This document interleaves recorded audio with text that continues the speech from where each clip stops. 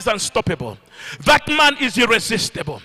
I understand you, if you see when Abraham and Lot, his nephew, were to part, when their headsmen began to fight amongst themselves, the Bible tells us that Abraham spoke to his nephew to say, we are one people. Why should we be quarreling over things? I ask you, I give you an opportunity to choose. If you go to the west, I'll go to the east. If you go to the east, I'll go to the west. And then Abraham gives the nephew the opportunity to say, be the first one to choose.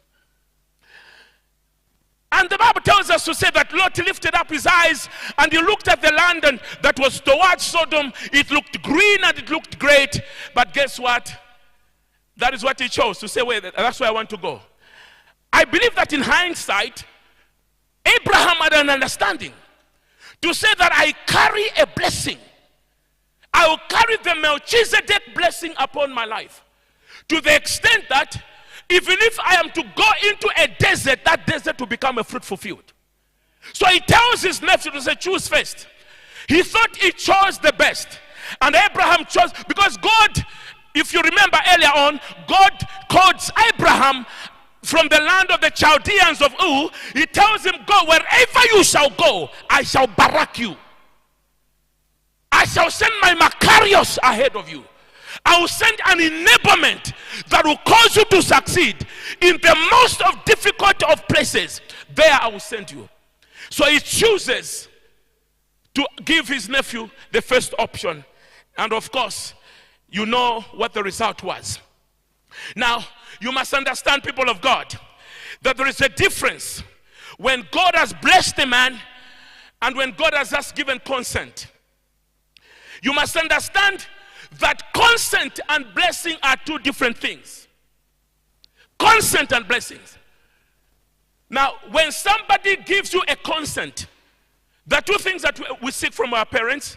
We'll seek consent, or we may seek a blessing.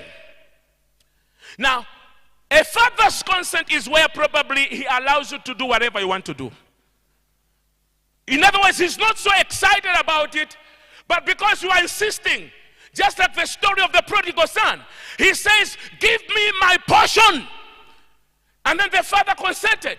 Not that he thought that that was a good idea for his son.